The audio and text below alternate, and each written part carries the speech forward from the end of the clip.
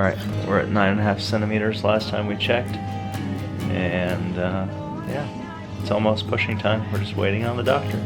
Next time you see us, we'll have a new baby boy.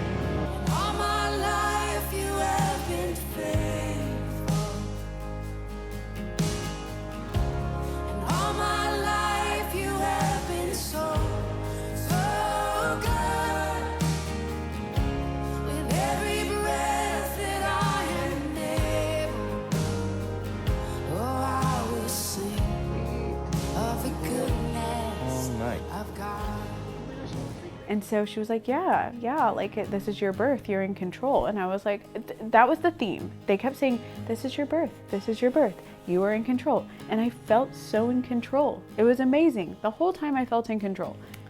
All right, you guys, fate would have it that as soon as I sat down, like I spent the last hour with hair, makeup, giving my daughter a bath, putting the passy back in, back out, back in, back out with the newborn.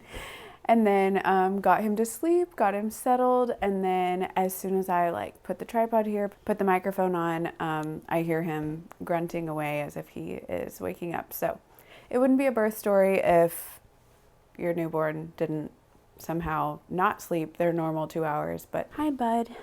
How you doing? Huh? How's it hanging?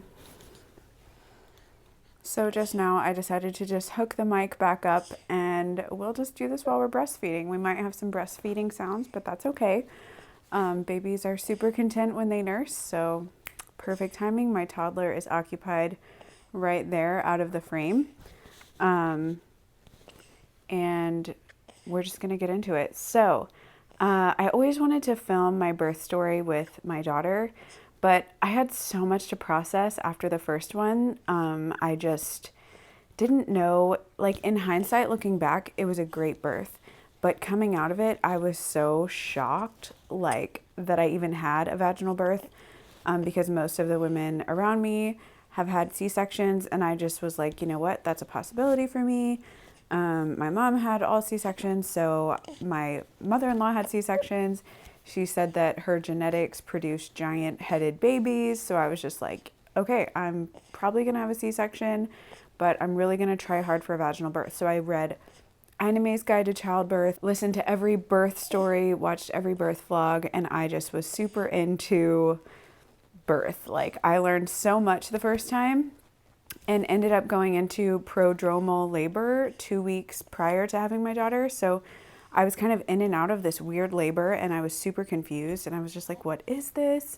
Well, it turns out the same thing happened with this baby. And so I knew what to expect this time. So this time I went in much more confident, having had a vaginal birth, like breaking the C-section cycle. Nothing against C-sections. I just was like, it was a mental block for me with the first one because I didn't even know if it was possible for my body to have a vaginal birth. Granted, I have very wide hips and I'm pretty tall. It was a hurdle to get over mentally. But having broken through that, I realized, okay, with the second one, we are going to do everything the same basically because you did it right the first time. So let's try it again. So I ate dates, red raspberry leaf tea toward the end, lots of pelvic floor work, lots of walking, lots of trying to keep the pelvis open. Sorry, let's burp this baby. This is so interesting, multitasking right now. Oops. Oh, you just burped on your own, didn't you? Okay, so he just had a full eating, so he definitely woke up because he was hungry, which is fine. It's so funny because I fully intended and thought naively that I would film this video baby free, but here we are. We're just gonna rock him and maybe he'll be asleep by the time this story's over. So okay, I'm just gonna jump right into it. I went 11 days late with my daughter and I have heard horror stories about inductions, which everyone's heard the worst birth stories, of course, and I've listened to hundreds of birth stories, so I just realized that inductions usually resulted in other interventions, which stressed me out. So my choice, which if you have a positive induction story, tell them, like tell your positive induction stories. This is a positive hospital epidural birth story. So we need stories from all people. Like the home birth people, keep shouting it from the rooftops. It didn't matter how many positive home birth stories I heard. I am not the home birth type. I'm pretty like natural and crunchy, if you will. I am not the type to go without professional help. And so I really need a hospital. I think I need, like, Ina May's Guide to Childbirth says that women are better off in a dark, loving environment where oxytocin is free to flow. And I agree. I think to get myself to go into labor, I need that. Like, both times I've gone into labor, it has been dark. It has been like late at night or early morning, where I'm at peace and where I'm just welcoming my body to open up and start having contractions. But when it comes to actually like having the baby, contractions really hurt. And I have been in labor both times for a very long time, and I miscarried last year, and those contractions just, they hurt. They all hurt very bad. And it's hard for me to rest and relax and not resist the pain. I do all the mental things. I do the hypnobirthing. I breathe and I like imagine myself opening up, and I do a really good job for the first several hours. I was in 13 hours of labor on my own at home with him, and with my daughter it was about the same, a whole day and a half worth of labor with her without any pain intervention. But when there's no relief, I kind of start to freak out. And so I did. If you go into labor on your own, you know that it kind of ramps up later. And so the first several ones are pretty easy to breathe through and they're bearable. But then they do get really intense. And I reached my max level of intensity. I went into labor at 3 a.m. and then we were at the hospital by 1 a.m. the next day. So I had labored for a whole day almost. Like 24 hours, I guess. Oh my gosh, I didn't even realize that. Wow, okay. Anyway, so I labored that long, and then I started to get violent shakes, which apparently it's like a hormonal response in the body. And I thought I was like freezing cold, but then I realized I couldn't control it, and no matter how many blankets I put on, there was no relief. So, and I had shakes with Grace, but it was toward the end of the labor. So with this one, I was kind of freaking out because I was like, oh my gosh, if I'm like about to have this baby, like if I have the shakes toward the end of my labor with him, I was like, oh my gosh, what if he like comes and I'm not at the hospital? So I told Josh, I called my parents around, I don't remember, 9 or 10 p.m. And I was like, hey, can you come watch Grace, like our daughter? I think this is it. Like, I think I'm going into labor.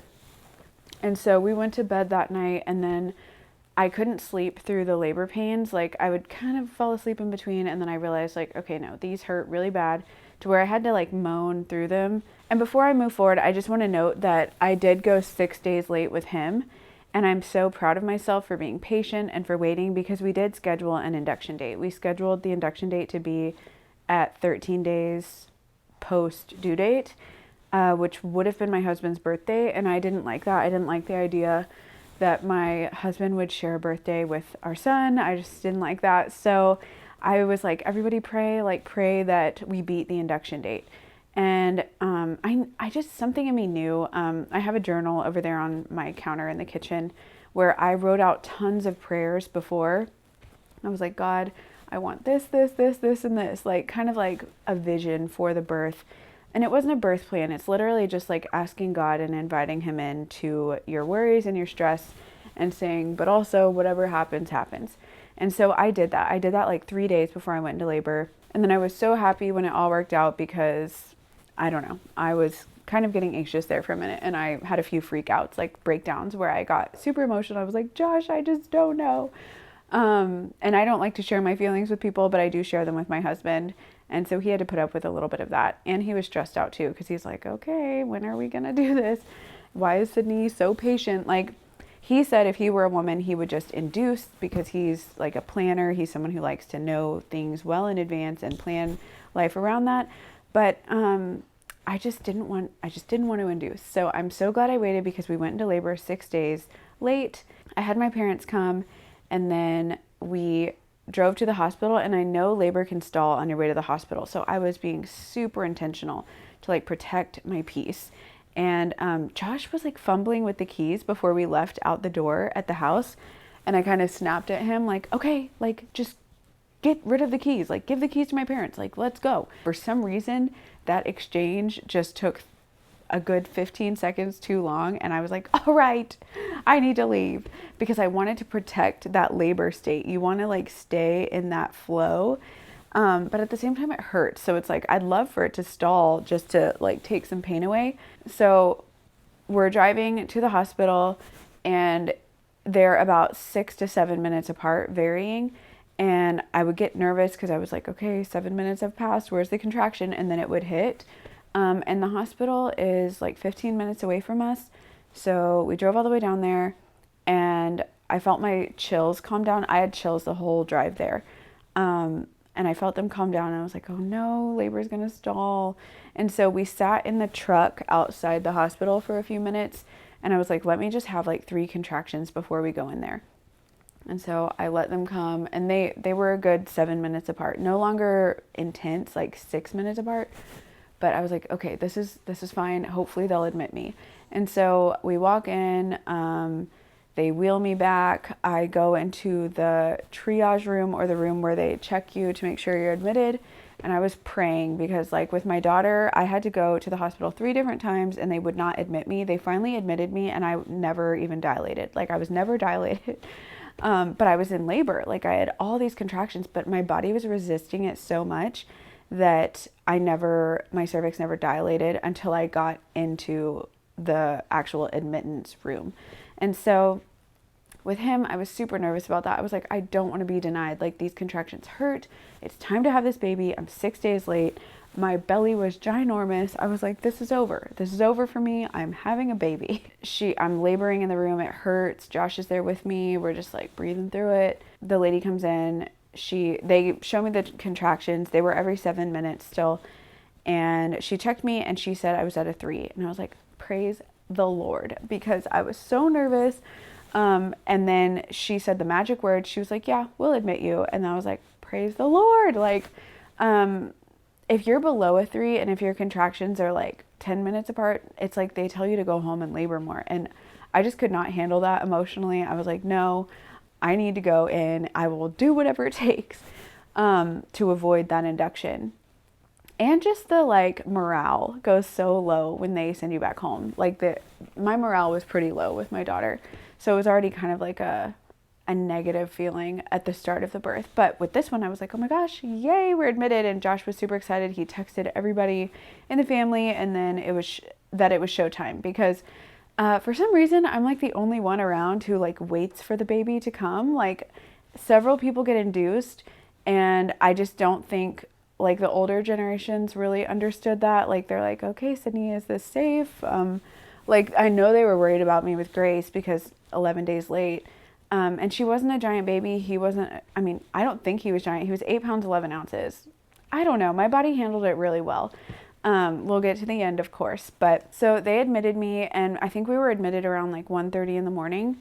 And I got a birth ball, like a bouncing ball. They brought the peanut thing. And unlike with my daughter, they just like ran the show for me. They were like, all right, we're going to give you Pitocin. Okay, we're going to give you Nubane, like to chill out the pain before we do an epidural. And they just like made all the suggestions, and I just had to do what they said. With him, I go in, and I thought there was going to be that rushed sense, like, okay, let's get things rolling, because contractions were staying about 7 minutes apart, and I was staying at a 4. Like I had only dilated like 1 in an hour. The night nurse there was such an angel. She was the best girl ever. Her name's Rebecca. But she was like, hey girl, like there's no rush. Like this is your birth. Like you run it and you tell us what you need. And I was like, what? Like that is not how my previous hospital birth was. And she was like, oh man, I'm really sorry about that. But here, you just tell me what you need. There's no rush. Like you do what you have to do. You walk around, you bounce, you sleep, you do whatever you need to do. There's no rush. And I was like, wow. So just that attitude alone, I think, just like Ina May's guide says, that birthing center patience, or that home birth patience, where you just kind of let the woman's body do the work. I think that's totally what helped me have him. I knew going in that I wanted an epidural. I do not mess around with that ring of fire thing. I'm not trying to do that. Also, my miscarriage was pretty painful, and that was a long drawn out process that I hated and have like sad feelings over. Thankfully we're all good now, but it's just like I I don't enjoy pain. Like, I'm not the person who's like super jacked up over the idea of doing it all naturally. I knew going in that I was going to have an epidural, and I wanted to time it right, because they say epidurals stall labor. And she told me, the night nurse told me, she was like, there's no real proven facts that epidurals slow labor. She said it just slows the response to the uterus between the brain. Like, they kind of stop communicating, but you will still contract. And she was right. But I thought I had to get Pitocin, which maybe you've been told this in your hospital birth. Maybe you've been told that you need to get Pitocin first, get to a certain point, and then get the epidural. But this staff told me there's no like correlation between the ability to have a vaginal birth or not with that. The timing doesn't matter. So she said, you can get the epidural first, and then we can start cranking in some Pitocin if we need it. And so I was like, what? Like, I didn't even know this was possible. And so that's what we did. I didn't want the epidural super soon. I wanted to keep laboring, but I kind of got to the point, I was like, I'm hitting a wall. I'm tired of these. They hurt. Like, I'm done. And she was like, okay, well, you can get the epidural now, or you can get it in like 3 hours, because there's 2 C-sections that need the anesthesiologist. And I was like, ugh, okay, fine. So I had to make like a decision quickly. And I was like, fine, let's get the epidural now. And I was still worried about that labor stall. So anyway, the anesthesiologist came in. He gave me the first epidural. I'm not afraid of needles. I'm not afraid of epidurals. They don't bother me. It's so worth it to me that I just don't care about the pain. And I haven't had back problems from them. If people have scared you with how epidurals can like ruin everything, that was not my experience. I know there are complications that come with them, and I fully accept that. And I just take my chances. And both times it's worked out. But I will say, here was the one kink in my birth. He gave me the epidural, and I was like, okay, I can still feel everything on my right side. And so it didn't take to both sides. My left side was super numb, my right side, not so much. So I was like, okay, God, like, I need you to like help me, because I am not having a baby with all this feeling. Like, I am not pushing a baby out. There's no way. I think I would just mentally break down, which the night nurse, Rebecca, was like encouraging me. She was like, no, your body can do it. Like, you totally can do it. I was like, I know I can do it, but I don't want to feel it. Like, I don't want to feel it. She was like, I understand, girl. Like, we will get it going. And so my OB came in a little bit. We're waiting for the anesthesiologist, because he gave me the epidural. He wanted to see if it would take to both sides. It didn't. So he had to go do those 2 C-sections. So I kind of had to wait before we moved forward. And that did stall labor a little bit. I kind of was just sitting there waiting for the anesthesiologist to come. But it was fun. It was peaceful. We were chatting it up with the night nurse. We slept a little bit. The contractions weren't so painful at this point, but they definitely spread out. Like, now they got to like 10 minutes apart, and they weren't nearly as intense. I was like, oh, great. Okay, here we go, God. Like, this is all going to F it up. Like, my plan, my goals, my vision, all that. But in the end, it all worked out. So then my OB came in, and she's like, hey, I can break your water and we can start moving things along, but there's no pressure. And I was like, yeah, let's not break the water yet, because I'm afraid that if we break the water, this baby's coming out, because he had been sitting low the whole pregnancy. I felt like he was like right there. They checked me and I was at a 6. And so they were like, well, we can keep moving on. Like, do you want to have this baby early this morning, or do you want to have it later in the day? I was like, let's just be patient. Like, I do not want to push a baby out with only half an epidural. So the anesthesiologist came back. He gave me another one, which I know people are like, I heard he hated the first epidural, like the way that it feels and the way that it goes into your back. But you know what? I was like, let's just do it. Like, the second time's going to work. I had all this faith that the second one was going to work. I was not afraid. And I was like, God, you got this. Like, help me out. And so it did. It took on the second time, and I'm super grateful. Everything felt great. That's when like everything turned around. Like, I was like anxious a little bit, like, okay, is this going to work out? That's when joy just like flooded me. I was like, all right, like, we feel good. Like, I can't feel a freaking thing below the waist. This is awesome. And then they brought the peanut ball. The peanut ball is key, y'all. I feel like I hacked birth.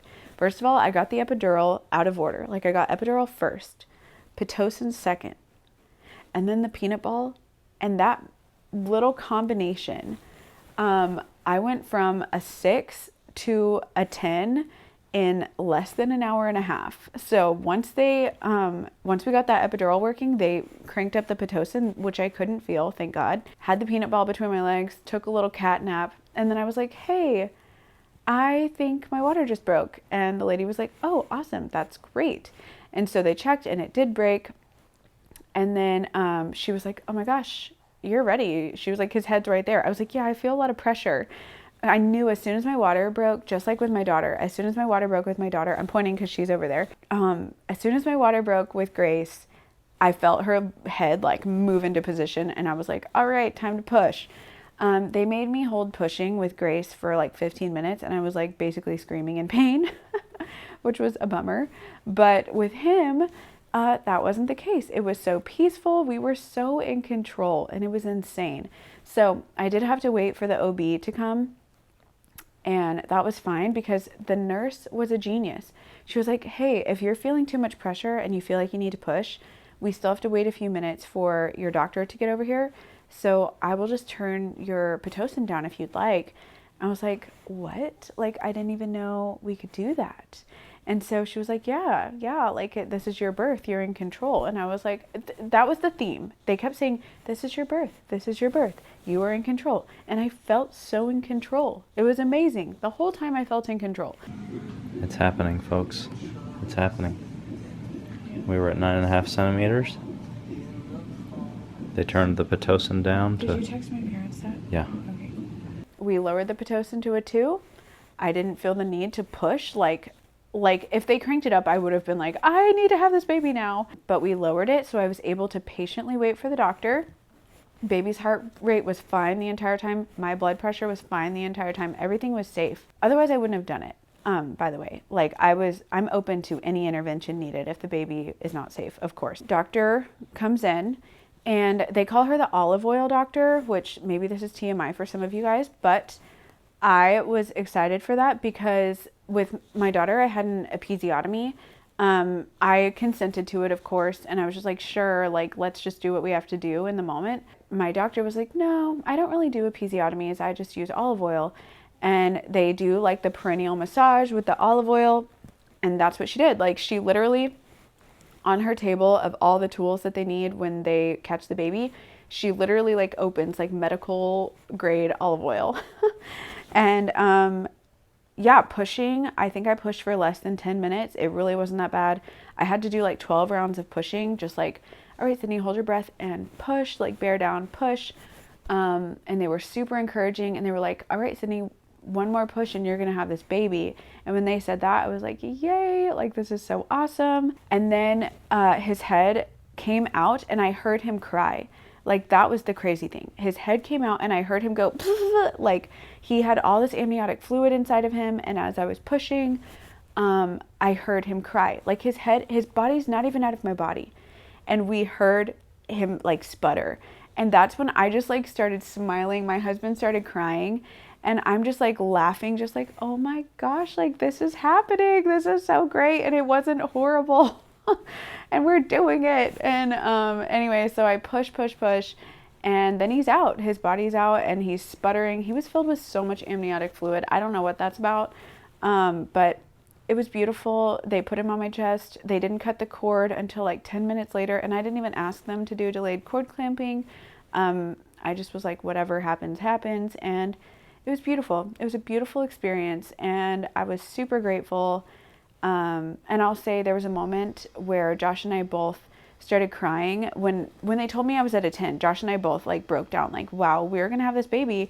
And that happened super quick and it wasn't scary. All right, well, maybe you saw that I was not able to complete that video with a proper outro. And I think I like even cut off in the middle of what I was saying, but whatever. There's the bub. There's the bubbas. Hi, does. Yeah, you don't realize how quickly your baby talk comes back after you've been out of the game for a while, because obviously I have an almost 4-year-old now. Anyway, so I'm really happy with how the birth worked out overall. He was healthy. He was born 8 pounds 11 ounces and almost 22 inches. He will be 1 month old this weekend. And it's just crazy how fast it flies by, especially when you're a second-time mom. Like, you just know what you're doing a little bit better. So the little rabbit trail that I was going off on that I wasn't able to finish was that whenever they told me that I was dilated to a 10 after only an hour and a half after getting the epidural fixed and starting Pitocin, when they told me that I was fully dilated and my water was broken and his head was right there, Josh and I both looked at each other and we started tearing up, and then I just full on started crying. And the nurse walked in and she's like, "Oh honey, is everything okay?" And I'm like, "Yeah, it's just hitting us, you know, it's just hitting us that we're gonna have 2 kids and like our firstborn is now gonna become the older sibling and everything." But truly the thing that was hitting me was the fact that it was so easy. And I just told Josh, like, I was choking up. I was like, oh my gosh, like, I'm always ready for a fight. And that's what I choked out. I was just like, I'm always ready for a fight. I'm always ready for things to be so hard. And this wasn't hard. And I'm just so grateful. And I was so grateful that it wasn't this ginormous fight. It was easy. Pushing was easy. Getting him out, getting him here.